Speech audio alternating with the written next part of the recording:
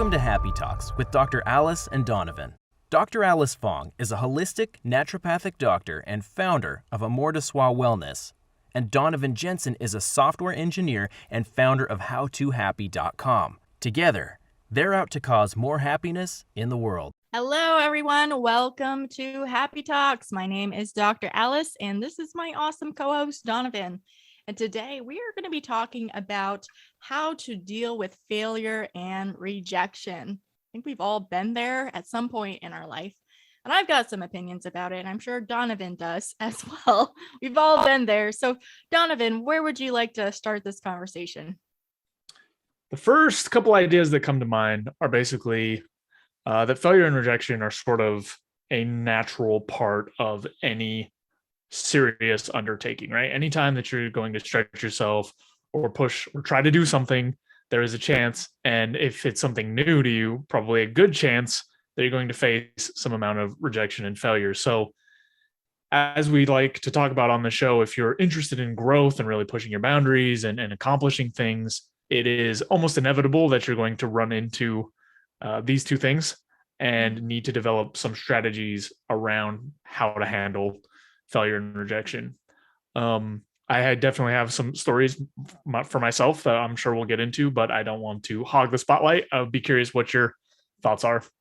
Well, I think my perception of failure and rejection has evolved over the years. I think as a adolescent, teenager, maybe even into my 20s, you associate it with this negativity, like it's a bad thing to fail and to be rejected. And then it made me feel like a bad person when I didn't succeed at something that I was going for. And then it gets internalized, and then it just doesn't make me try for doing better or trying to overcome those failures in a way. But I think I've evolved myself through a lot of personal development to realize that failure is how you grow, is how you succeed, is how you learn and become better. And it's actually a vital part of success in my mind. And actually, I was just listening to Tony Robbins, I forget, one of his money books is on my audiobook list right now. And he was talking about this woman, I forgot her name. I don't know if she's still the CEO, but she was like the founder of Spanx. So she's like the first woman billionaire. And he was telling me about, Tony Robbins in his audiobook was telling me about how at her growing up in her adolescence, her father would just ask the question, like, how did you fail today? As like a way to drive his children to, like, drive them to fail so they succeed, because that's the only way to grow. And I've kind of shifted my own mindset to see that failure is a part of life, and actually it's good to fail. So that's my evolution of failure and rejection, and I think it's a good thing now versus not a bad it's not a bad thing anymore in my mind. So I don't know where you're at with that. Yeah, so I think maybe we can talk a little bit more about sort of because our evolutions sound parallel. Mm-hmm. And I think one of the things that made failure and rejection hard for me to handle early on is sort of what you were talking about, but not quite explicitly, but around being really, really outcome focused, right? So when I was younger, in my teenage years, I would try something. And if I wasn't able to accomplish what I thought I should accomplish immediately, then I would just sort of give up because I was so focused on the outcome, as opposed to now seeing a lot more of the process and seeing, like, for a large number, probably the majority of things worth doing, if you're going to build skill or build up like a following or connections or whatever else, that takes time and effort and energy. And along the way, there's likely to be all kinds of failures and all kinds of shortcomings and rejections and whatnot. So when I had that mindset more like, oh, these outcomes are the most important thing, that's when this stuff was the most painful emotionally and the hardest for me to deal with, as well as it pushed me towards the wrong direction, which was things like, hey, I tried this new sport, I'm not good at it, I don't want to play it ever again. Mm-hmm. Whereas, with more time and experiences and learning and whatnot, I've come to realize that once you get past sort of a baseline, right? Like you might have a little bit of an aptitude for some things. So you might be able to get ahead of people like quicker right at the outset for some things. But once you get past, sort of this like first tier into the second tier of whatever you're doing, more often than not, it's going to require lots and lots of work and failures along the way for everyone. No one reaches the top of whatever they're doing or reaches the heights of having community or things distributed or whatever else without running into some of these failures. Now, some people get extraordinarily lucky, and at the start of their journey, they make like a song or something or a video and it blows up. But still, down the road, as they're creating more things, other instances of their work are going to hit and miss. So I guess what I'm trying to get at is, as long as you're focused on only the outcomes, and the outcomes can be important depending on what it is, but as long as you're only focused on that, it's going to be much harder to recover because you're much more likely to tie the outcome to your self-worth, kind of like you were talking about like not feeling like a good person and some of these other things. And then you're not going to do more work, and then you're just going to continue to fail and get rejected, or just not try at all, which is effectively the same thing. Mm-hmm. Yeah, no, I absolutely concur with that, because I love that you tied in the outcome driven mindset as though that way that people tend to internalize the failure, instead of just saying, oh, I failed at X sport. Instead, it was more like, I am a failure, and then it stops you from pursuing. And I just like had this flashback of how in my youth I tried so much. My parents put me in so many different activities that I quit a lot of things because I did not like being bad at stuff. So I quit like guitar, basketball, like all these sports, flute, all these things, because I just hated being bad at things. And I finally settled into swimming because I was decent, and then I definitely got a lot better at it. But I realized that I've given up a lot of things that I could be really great at if I could just be comfortable with sucking at it for a while, and realizing that was part of the process. Like I did piano for a while, and I was okay, not great, but it was something I ended up quitting because it was just like too hard, I guess. Yeah. Yeah, and I do think there is sort of something to be said for where our natural aptitudes allow us to really excel. But I think in the majority of cases, people are giving up or quitting or letting rejection beat them down far before they've reached whatever that limit is. If you've made a good effort for a while and a conscious decision of like, I'm not making the progress that I would like in this area and I would rather pursue something else, that's something totally different from, I tried this a few times, I suck, I'm a bad person, I'm never going to be able to accomplish anything, and sort of being dragged down by that. Another part that I kind of wanted to focus on is this idea around sort of like, you get better at handling rejection and letdown and stuff, but it doesn't ever not hurt, right? Yeah. There's never a time where, and maybe if I practice this another 20 or 30 years, I could get there, but right now it's still not the case. Basically, not living up to the expectations that you have for yourself or what you want to do is going to have some emotional pain associated with it. Right. But the difference in being able to handle it better or not is what you do with that, and sort of the way that you frame it, and how long you sit in it, and if you allow it to stop you in your tracks. Going back to, earlier, I used to all the time when I ran into stuff that I thought I was bad at, just give up. Right. And now it's more of a weighed decision around like, okay, so I went up for this promotion, I didn't get it. Let's look at the factors involved in that. And do I want to keep pushing for this? Right. What other resources can I tap to sort of make this happen? For most, I would say, things that fall in the failure and rejection bucket, they're not one-off instances. Sometimes it is, right? Sometimes you genuinely only have one opportunity. But for the most part, like something like a promotion or a job interview or asking a person out, maybe you lost your chance for that individual, but not in general to date people. Right. Most of these activities, you have multiple attempts that you can make to sort of grow your skills and stuff. Yeah, definitely. I think now I've come to learn that yeah, if it doesn't work out, if I suck at it, if I fail at something, if I get rejected, that instead of just beating myself up about it, I take a moment to think about, okay, well, whatever I did obviously didn't work. What can I do differently next time to maybe have it work? And who knows if it's going to work again, or maybe I'll get rejected again, or maybe I'll fail at that thing again. But at least I tried something different instead of just attempting the same thing over and over again, expecting a different result and not really getting a different result. That's a whole different story, but it's more about like, oh, this is an opportunity to grow and learn. What can I gain from that experience to tick into my next attempt if I'm going to, because I'm going to attempt it again, definitely. Yeah. if it's important enough to me, that's also important. Yeah, the other piece too, I think, is as you get more experience, you get more skill, so you're more likely to exceed, but you also get more comfortable with the idea of there being gaps between where you are and where you want to be. You know, when you don't try things very often and you don't have failure or rejection show up in your life very often, then the instances that it does happen can really crush you or be really difficult to sort of resolve.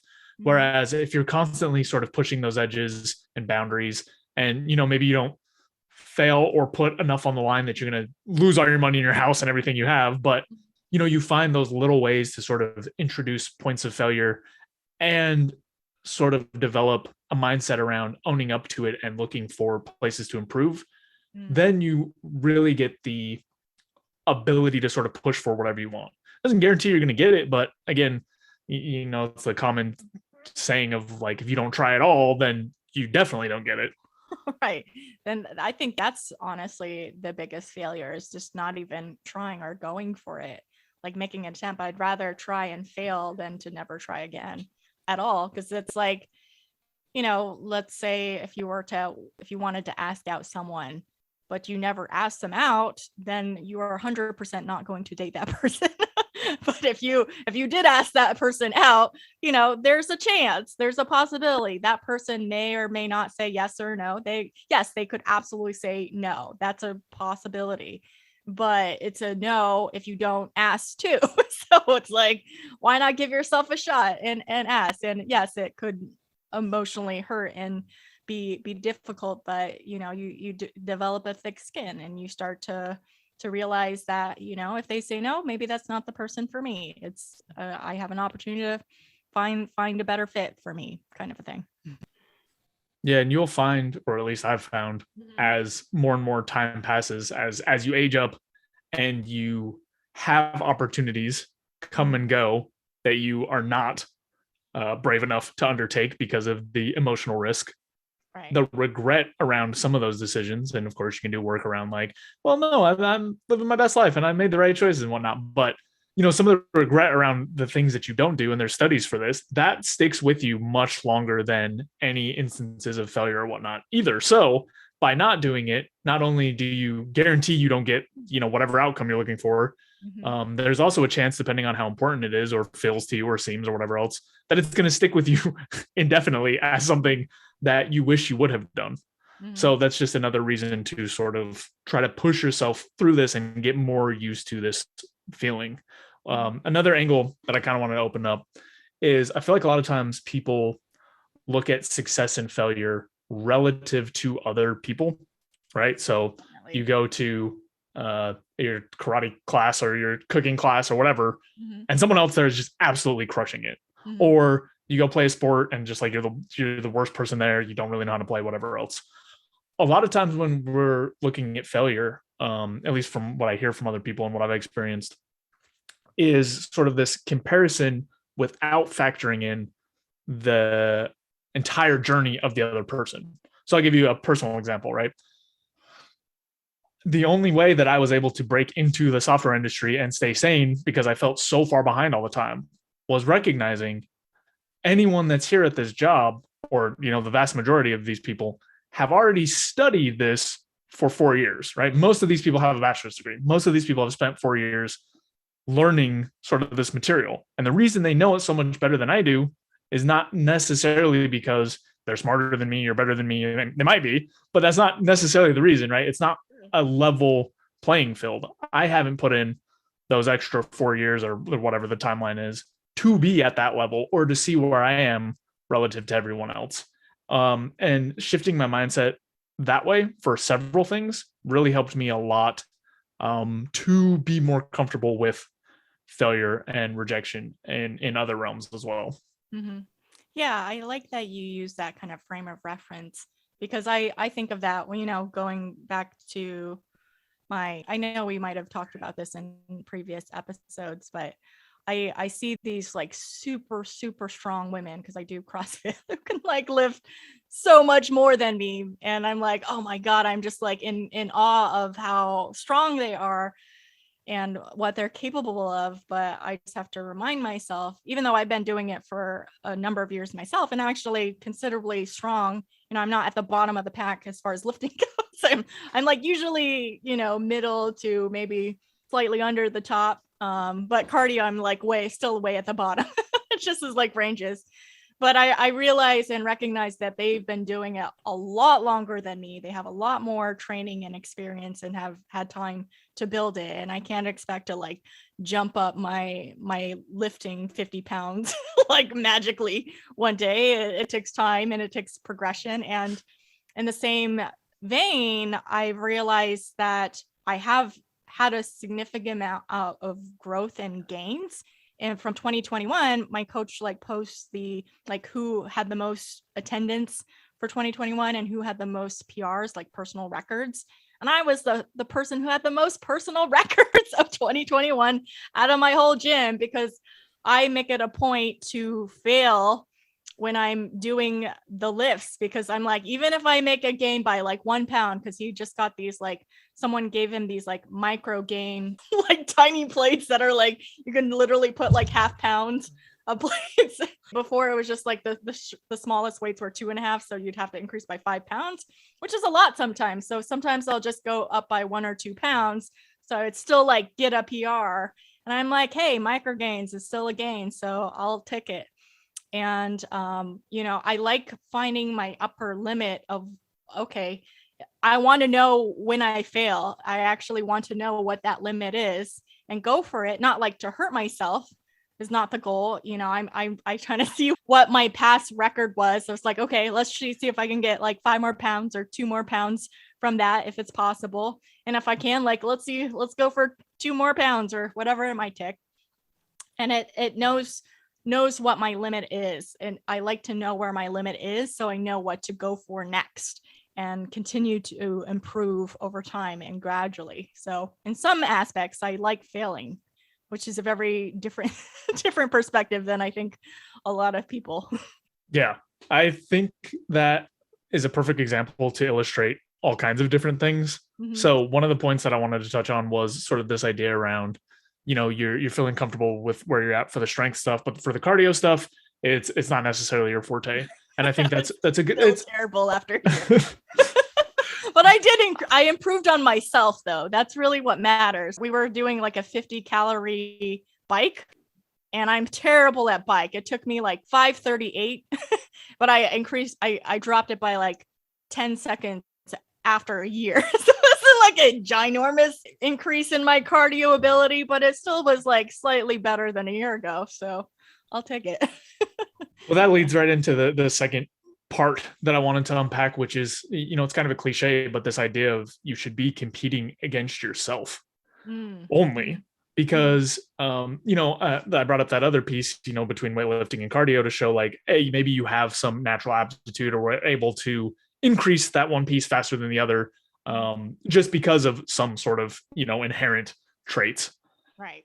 But then there's this other piece of like, you should only really be competing against yourself because, let's take the strongest woman that's at your CrossFit place, right?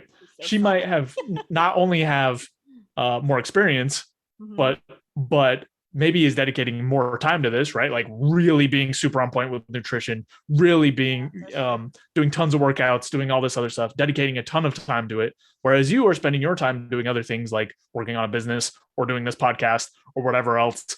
And also you have, sort of the inherent genetic factors there, or that aptitude piece. So when you compare yourself to other people, it's really, really difficult to get a good indication of where you should be relative to them. And I say should in quotes because it's like kind of made up. But obviously, like you can take different strategies and whatnot that people are using, but the most effective and reliable measure that is at our disposal is comparing against ourselves, because the journey there is very clear and the sort of actions you've been taking relative to your past self are very clear. So it's much easier to gauge progress and whatnot. And of course, there are some realms where sort of the objective level of skill or fitness or whatever do matter, like in competition or whatnot. It doesn't matter if what your background was, the actual times matter. But in general, for most things, that's not true. For most things, it's about sort of optimizing and getting to the highest point that you can reach. And the best way to gauge that is using yourself as a baseline, not using other people. Right. Absolutely. Although I would have to add to the point, as far as, because we're in the realm of sports, one of the things, I grew up as a swimmer, and yeah, I like that sport because you're competing against yourself. You're just trying to improve on your own time, but at the same time, there are other swimmers swimming next to you, or like same at my gym. There's other athletes working out right next to me, and it's like, okay, they're giving me motivation to like, okay, it's not about what they're getting, like it's not about beating them, but it kind of helps push me like push a little harder to have that little competitive edge. It ultimately doesn't matter whether I beat them out or not, because it's really about if I improve on my time. But it does help, because I realize I don't know if I would push or drive myself as hard if there weren't anyone else around me. Yeah, I don't know if I'd be as motivated. Yeah, I'm pretty sure I would not. Yeah. Yeah, I think that's a great point, because it's about the relationship you're having with other people and your progress and whatnot. So, in that case where it is motivating you and you see these other people with this strength or this speed or whatever else, and you're saying, oh, I want to get faster like them, and it's sort of bringing you up to a level, then that's great. That's awesome. And I am very competitive, so I experience that a lot. But I also experience the dark side of it, and this is the part that I was talking about before, to fight against, which is where sometimes it's like, well, I've been doing my best for as long as I have been doing it, and I'm still much worse than these other people. Like, this sucks. Maybe I should just give up. And it's when that voice starts coming up and rolling around in my head that I need to bring out some of those other pieces of like, okay, I need to be really realistic about, the amount of time I'm willing to put into this, or how much experience, or, all the factors that are relevant, so that I don't go all the way to the bottom of that pit. But I think you're completely right. When it is bringing you up, when you are seeing like, whoa, that person just absolutely crushed it, like that makes me want to push harder, or like, oh, I'm super close to where they're at right now, I think I could edge it out and beat them if I just push a little harder. I think when you're getting that positive relationship with it, it's completely fine. It's just you have to keep an eye out for the other half. Yeah, I totally agree with that point. And it's a really important point to make, because, if you're constantly beating yourself up for coming in last or whatever it might be, it's like, okay, but did you improve on yourself? That's really the end game. And if you're constantly comparing yourself to others and just kind of like, well, why do I bother? Why do I try? I'm not really making any progress. I'm never going to be as good as them. Versus like, oh, yeah, they're way better than me, and that's okay. That's, I know in time, maybe more years of practice and more training, maybe I could get there. That's a different than like, I'm never going to get there, never going to be as good as them. Why should I try? Why should I bother? Kind of a thing. And I'm thankful for my athletic experiences, that I've never felt like other people like on my team or from other teams made me feel bad if like they beat me or anything. It wasn't like, ha ha ha, you suck thing. It was just like, even though it's like nice to have the like person swimming next to you, it's like at the end of the day, we're still cheering each other on. We still both want to like do our best and to like outperform ourselves in the end. And so it's like a supportive environment. And I'm thankful for that, because I know some sports could be a little more cutthroat than others, but I'm thankful to have the experience where, even though I'm sucking at like when we're doing cardio at the gym and I'm usually coming in last, like breathing like I'm dying, they're still cheering me on. And so it's like, hey, I finished and I did it and I didn't die. So that's a win for me. Yeah, that is not even close to the experience I had playing competitive really? soccer. But Oh yeah, I'm sure soccer could be a little different. Yeah. Yeah, and it may also be, I don't know how different it is, but it may be men's versus women's too. But it was definitely all of what you were talking about. Just other teams just cutthroat. Sometimes own teams turning on each other. Sometimes my own team would be yelling at other players on the team. But in general, and I think it's interesting because those sorts of examples, like the really competitive stuff or stuff that feels really competitive when you're young, is often what gets ingrained in people's head somehow. But once you move past that, and not just for sports, but for a lot of things, right? Like a lot of things are more competitive, or at least in my experience, were more competitive when I was younger or had a more competitive tint to them, right? Like, oh, I need to compete to try to get into this college or compete to get this scholarship or compete to win, this sporting event or whatever else. And it felt much more cutthroat, and it burned into my brain some of these ideas that are far less useful now that I'm an adult. And very, very few things are that competitive. And even the ones that are, I've now learned, it's not worth sort of adopting a cutthroat mentality because it is all potentially linked together. By that, I mean, when I used to like play sports, right? And if someone on the other team was mean to me or I was mean to them, it didn't really matter. We're in different cities. I'm never going to go to that city and see that random kid ever again. Yeah. It's not going to happen. But as an adult, like looking for a job or interviewing someone for a job, there's always a chance, not with me because I move every couple months, but in general, that you're going to run into that person again, especially if you're in the same industry or in the same sort of realms or whatever. And if you treat them poorly and you use this other sort of competitive mindset, that's not going to serve you well. Anyway, I feel like I've gotten off topic a bit.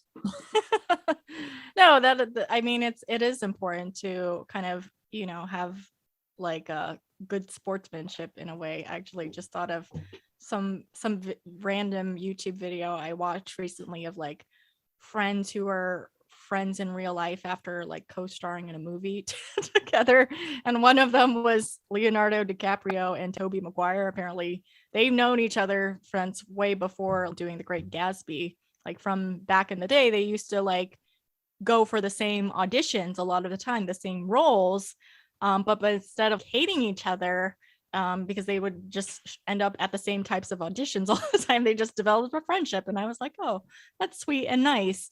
And maybe that friendship, you can like learn from each other and grow together. And, when either of you gets the role, then to cheer that other person on. I think that's encouraging, because it's like, at the end of the day, they chose who they chose, and maybe it wasn't you, but maybe the right path will find your way eventually, or you'll grow and learn from that. So you can't win them all, but you can just keep trying.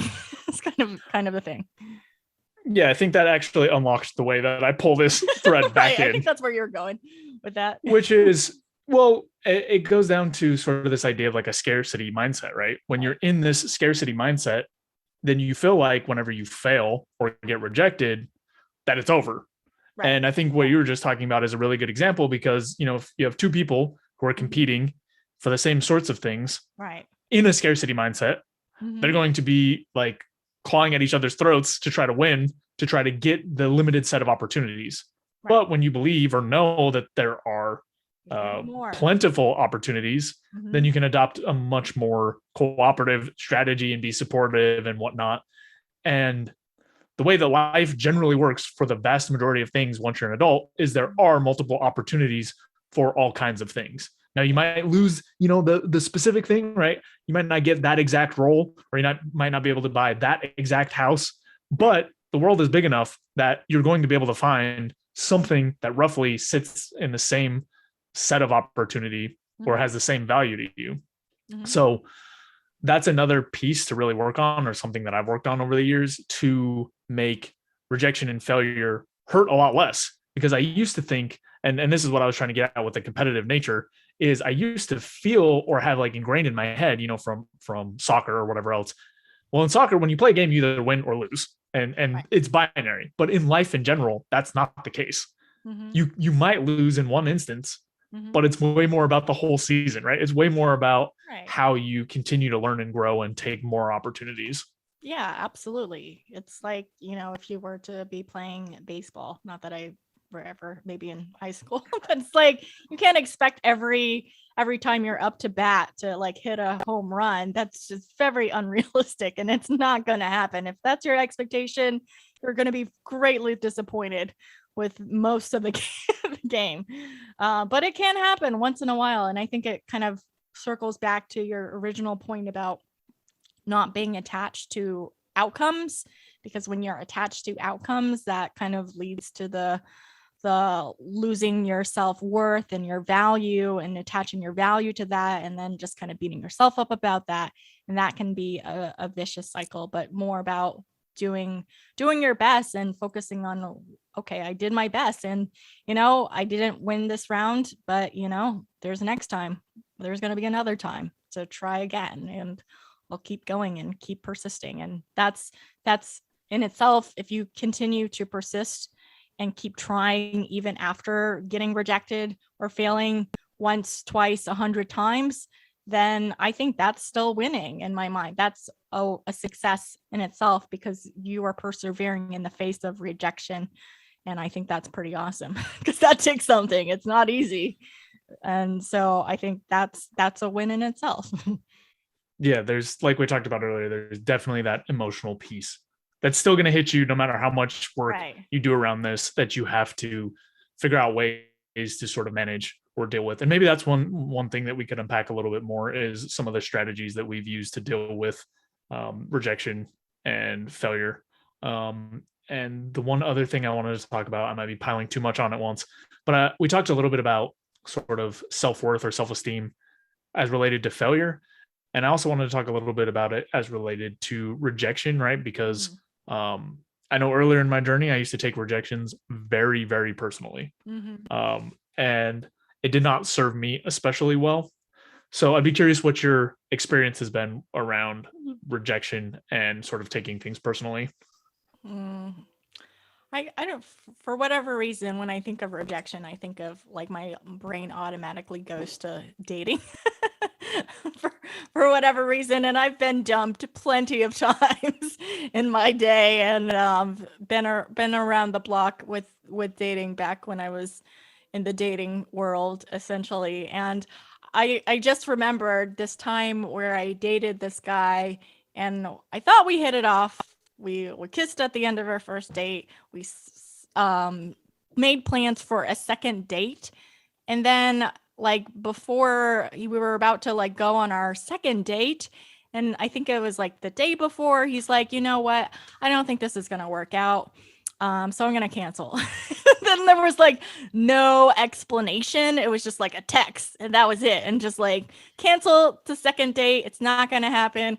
And I remember spiraling in my brain about like, did I do something wrong?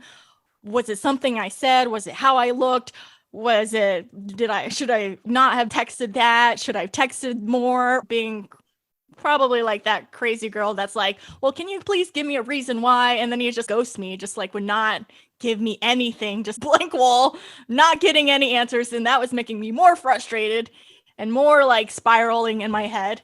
And then ultimately I had to take a step back and realize, like, do I really want to be with someone who is not going to be able to articulate clearly, just say like, oh, I don't feel the chemistry. I don't think it's going to be a good fit. Like, if they can actually be authentic enough to say it versus just like completely ghost me.